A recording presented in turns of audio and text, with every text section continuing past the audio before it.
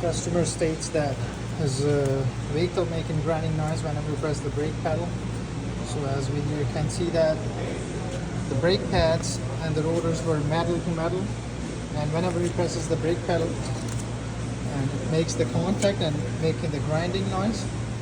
So now he needs new brakes in order to fix that problem.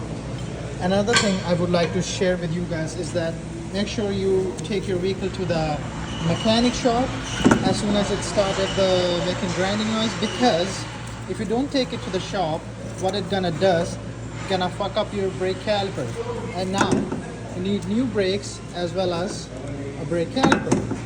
So make sure whenever it makes grinding noise, take it to the shop. Thank you.